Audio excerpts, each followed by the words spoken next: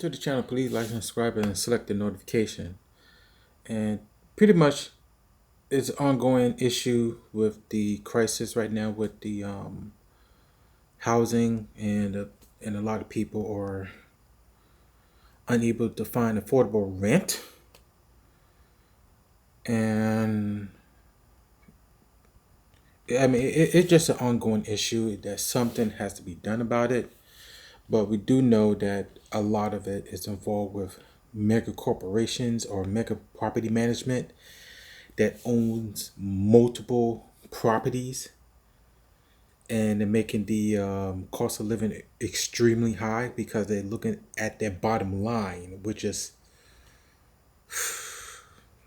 what it is. So I got some clips I'm gonna probably play, and you can hear it from yourself. The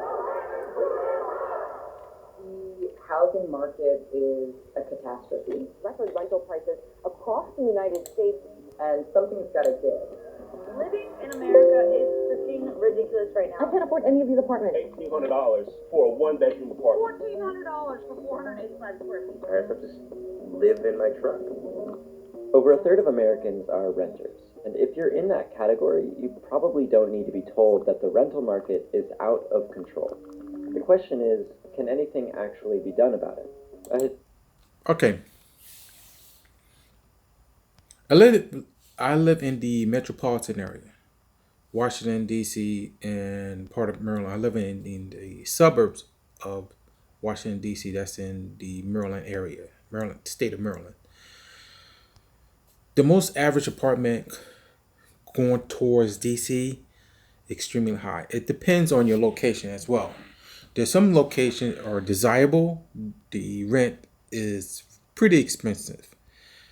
The location that is undesirable in some parts of DC, actually the part of Washington of District of Columbia, especially in the southeast area, it's in certain areas that mostly predominantly have some, let's just say, some violence or some activity that is not safe for some people. The rent is low, which is slowly being gentrified as we speak. It's been gentrified for since almost like 23 years, more than 23 years. But basically, on this clip, when everybody said it's like rent is 1,400 and 1,800, depends on your location and depend on the job market at that location.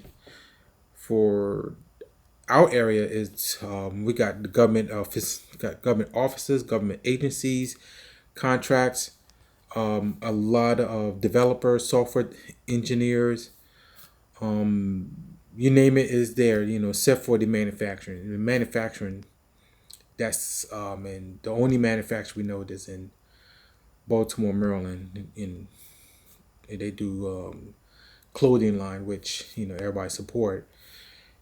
And also another manufacturer that far away that deal with building trains and streetcars and rail cars for municipality, and for rail, for commuter rails and trains and so forth.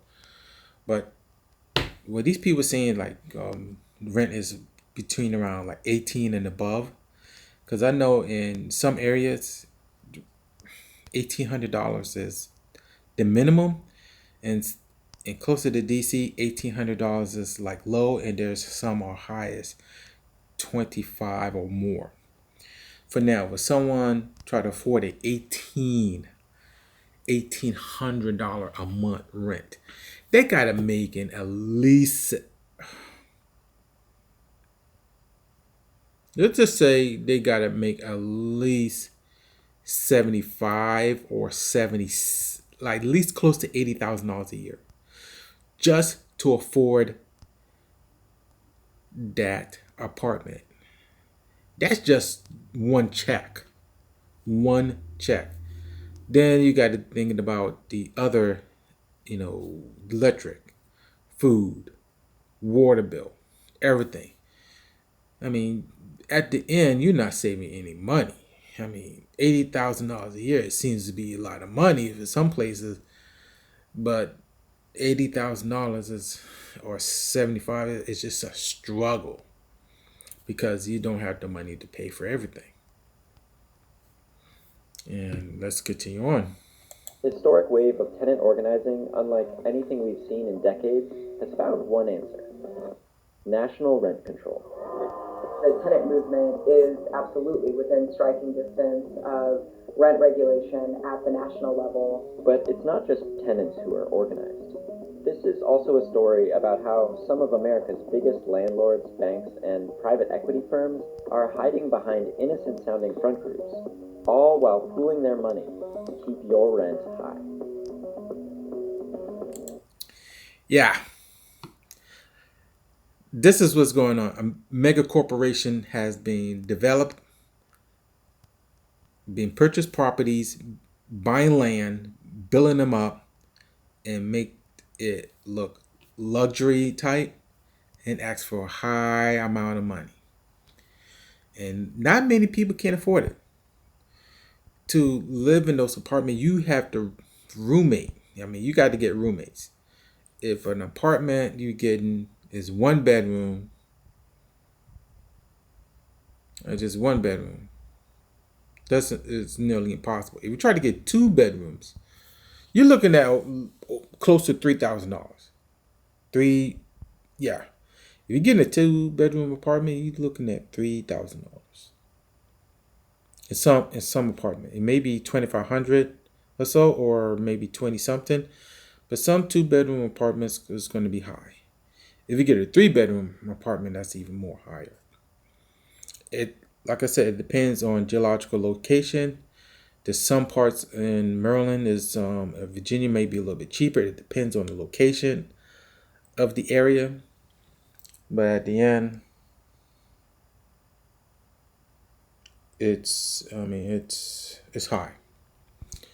And once upon a time, it was real reasonable. You could get a regular McDonald's job or a regular job at a retail department store, where to get you a nice decent apartment, roughly around $2 something to $500 a month, at best. Now you got to go far away. I mean, you got to go far away from the city, because in the city it's expensive. You got to go to the rural dirt to get in a place to live. And the transportation, it depends, because there are some commuters in some of those locations only run on rush hour time, Monday through Friday. They go inbound to the city in the morning and outbound to those rural areas in the afternoon. And you got to make sure you schedule a time accordingly, because if you miss it, then you had to figure out how you're going to get home. You might have to contact relatives or friends or somebody to scrounge up money to get you home, either by Uber or cab or whatever method, or they had to pick you up and take you home. And if you drive, you got to have a very, very reliable vehicle. You just can't get some, regular car. You got to have a very reliable vehicle. Let's continue on.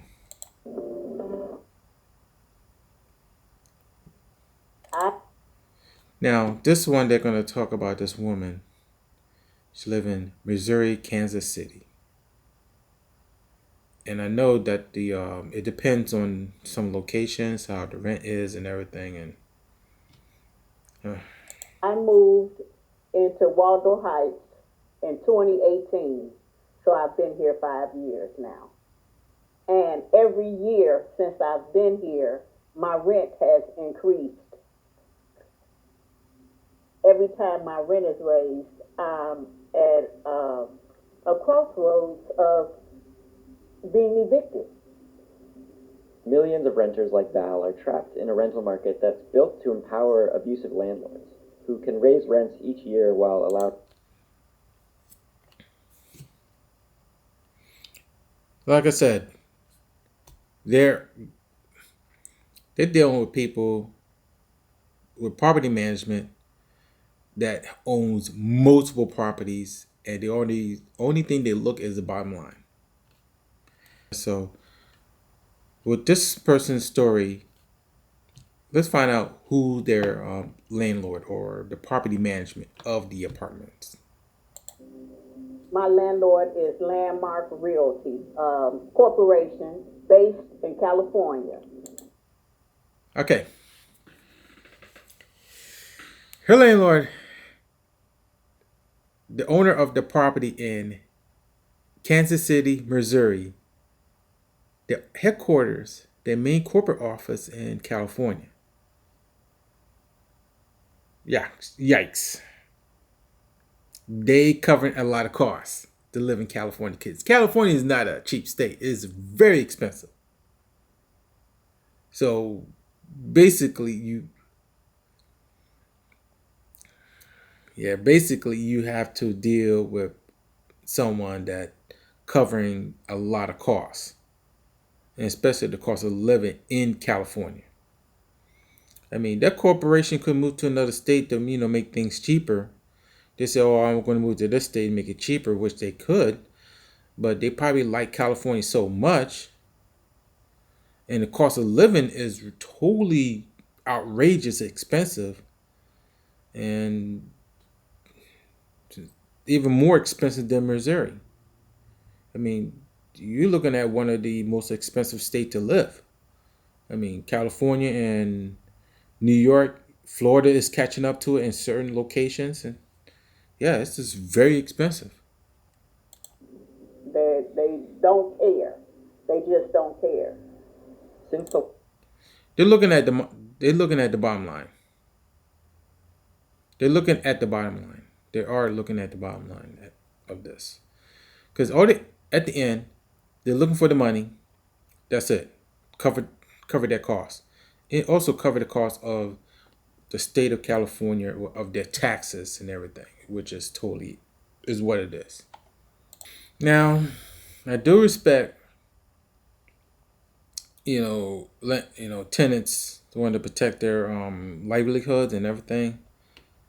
Because believe it or not, I only know a few people that owns property, but they're like mom and pop. They're not like mega corporation. They're just regular mom and pop. And if you got people that rent apartments, they increase it every year. It's part of a corporation. I mean, it's not a fun thing. And a lot of people want to go to the mom and pop, uh, rent from a mom and pop, which is going to be extremely tight because those mom and pop places, homes, they're very tight. I mean, they're booked. I mean, first come, first serve. I mean, if one people leave and the other people come in, it's first come, first serve. And then you had to go to these corporation rentals, which they're going to just jack up the price. I mean, if they're a mega corporation, they they don't really see you. They just see, they don't want it, all matters is just the bottom line, the money. Where's the money coming in every month? They're looking at money. They're looking for that funds every month. That's where it is. This is known everywhere. I mean, even the states is fully aware of it. Every state is fully aware of this problem. Um, have they addressed it? Not really, because when they increase the property, they increase their rate because some of these landlords, believe it or not, they had to pay property tax, you know, on those on each unit, on actually the unit itself. If they finance it with the bank, it depends on like if, or like for instance, if they finance it with the bank and you got some tenants and not paying the bills on time or something lagging behind, yeah, it does take a hit. It does take a hit because of the overall cost. And then all the costs is eat up until next year. They had to raise the rent to cover that cost. I mean, this is a kind of productive, but the way it is.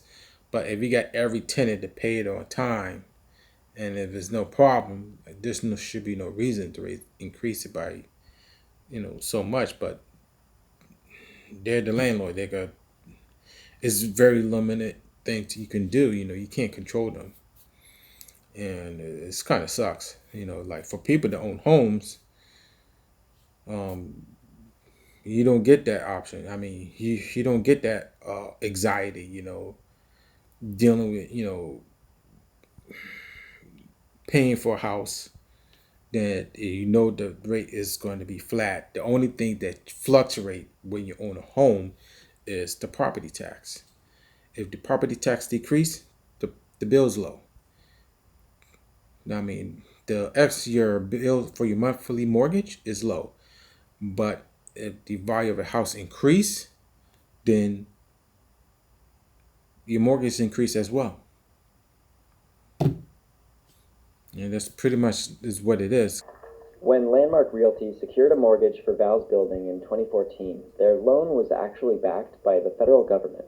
Corporate landlords like Landmark often benefit from lucrative loans through Fannie Mae and Freddie Mac, government-sponsored enterprises that purchase mortgages from banks and set terms for them. With 1 in 4 apartment units across the country financed in this way, the government is essentially in business with our landlords. But that may be just the leverage that renters need. We want to see every dollar of federal financing conditioned on a set of tenant protections. If you're borrowing on really favorable terms, that money is backed by public dollars, you should be on the hook. You shouldn't be able to increase your rent 20% and evict a whole lot of tenants to maximize your profits for your investors. What we want to see is them say, if you're borrowing from a government-backed enterprise, you can't increase the rent more than 3% year over year. Fannie Mae and Freddie Mac are regulated by the Federal Housing Finance Agency, or FHFA. Thanks to the work of tenant organizers. So, let me get this straight. If these landlords, like I said earlier, are owning property or financing the property from a back government loan agency, like the two Fannie Mae and Freddie Mac, if they both finance from these agency and they're federal loans, there's certain condition they cannot do. If they violated a breach of agreement, I mean, they're looking at like they want to pay off this loan. That's fine, but there's people living the paycheck to paycheck that can't even afford the increase. I mean, that's everywhere because our economy is not in a good position right now because what has happened a couple of years ago. I'm not going to go there. It's just that a lot of corporations try to increase their profit margin, try to increase the investors because if the investors are looking for profit, they're looking for dividends in their bottom lines. Everybody want to make money because you try to make a living. This property management is lucrative. It's a very lucrative business, and they want to look at the bottom line. I mean, the only thing that's going to be frowned upon is property owned on housing, like for townhouses and single family house. But for the apartments, it's a free for all, and that's where it is. So let's continue on. The FHFA is seriously considering policy along these lines. But there's just one problem. Tenants aren't the only ones who are organized.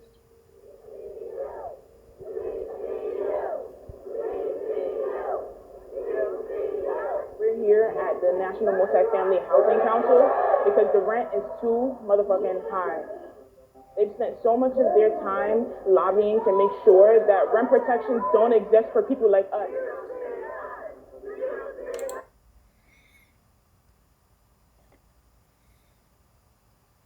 Okay.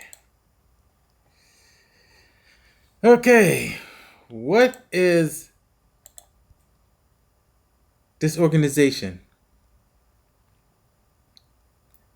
This organization, the National Multifamily Housing Council. It sounds so homegrown, But it is a cover, it is a lobbying group for the mega corporations. It's amazing. They make it look like a family oriented organization, but in yet is a mega corporation lobbyist. It's amazing how clever that is. How clever. How clever. Industry groups like the National Multifamily Housing Council spend millions lobbying Congress and federal agencies to oppose rent control. Since the start of last year, the NMHC has spent almost $10 million lobbying against it. The NMHC's members include major banks, private equity firms, and some of America's most notorious corporate landlords, like Greystar, Avalon Bay, and Blackstone. Blackstone is the world's largest private equity firm, and by some accounts, the largest landlord in the US. In recent years, private equity firms like Blackstone have increasingly been buying up housing assets, often with lucrative loans backed by Fannie and Freddie. Tenants have complained of rent hikes, evictions, and faceless corporate landlords unresponsive to repairs. The UN even accused Blackstone of worsening the global housing crisis by buying up properties and hiking rents across the world. Meanwhile, Blackstone CEO Stephen Schwarzman earned $1.3 billion last year. Wait a minute. This guy, I'm going to tell about this guy.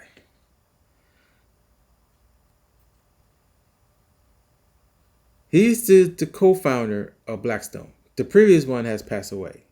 They started this company in 2000. No, my mistake. 1983 to 1984. 1983 to 98.